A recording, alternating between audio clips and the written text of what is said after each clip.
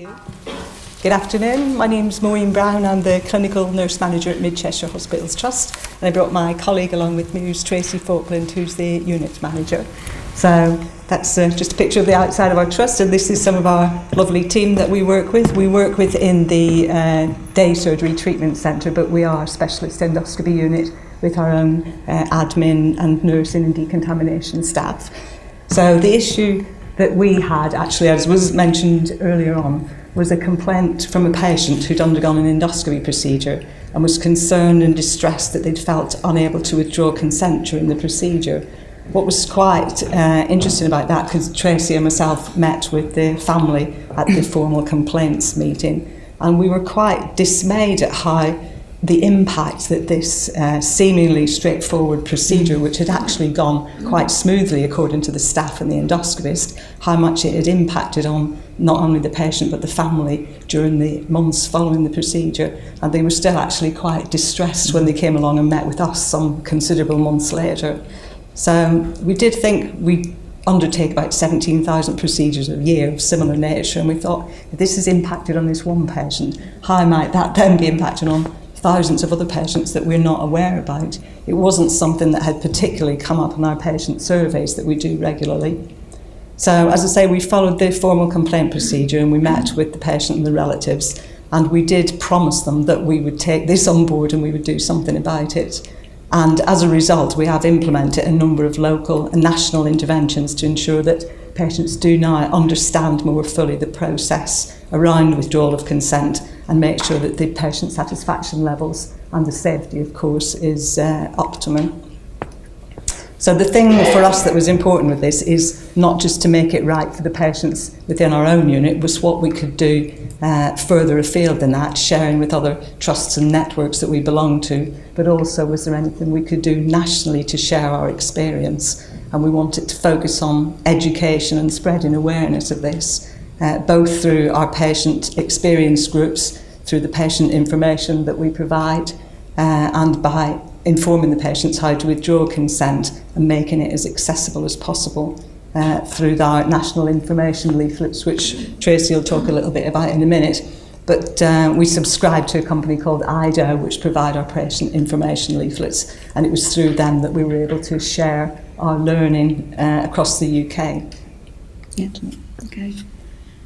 So the aims of what we decided to do after we'd received this sort of devastating news that a patient had been upset and concerned, was that our initial thoughts were that we needed to educate and empower patients as to what it is they needed to know in order to be able to withdraw consent if and when they felt they needed to.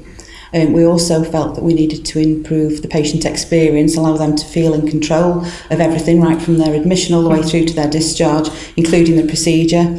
And we wanted to inform patients and educate staff in the endoscopy unit about the processes and procedures around consent. We kind of spend a lot of time training staff and making sure that they're competent in the consent process, but we were very aware that we hadn't actually probably considered enough the issue of withdrawal of consent and the impact that that can have on patients. So we then decided that we needed to focus on this element of the consent process as well. So we wanted to disseminate our learning as widely as possible, and as Maureen said, both internally and externally, which was to avoid any further incidents in relation to withdrawal of consent going forward, and to ensure that our high levels of patient satisfaction around consent and withdrawal were to continue. And we felt that what we'd got was quite a good example of how we could make, from one thing, to make quite a number of changes. So what we did next, we do an annual patient survey, as most areas within clinical settings do, and we didn't have, although we had questions around consent and where you were consented, where did you take consent, did you feel the consent process was adequate, we didn't have anything specifically about withdrawal of consent. So we added a question into our annual postal survey: was it clearly explained to you how to withdraw your consent during the procedure, so that we could monitor that going forward as well. So as a result of this, we did a few other sort of things as well. We created a flowchart, which I'll show you here. We created a flowchart which came from a standard operating procedure that we compiled based on the consent process and what nurses needed to know and what patients needed to know and what the endoscopist needed to know in terms of withdrawing consent. Just go back again.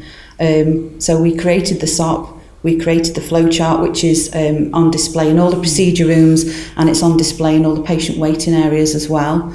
It's a big part of the consent process, which has been disseminated through quite a lot of extensive training with the staff that admit patients and the staff that are caring for patients undergoing procedures. Where we work, just to sort of get a picture, the staff that admit the patients are not endoscopy staff. We work, as Maureen said, within a day surgery unit.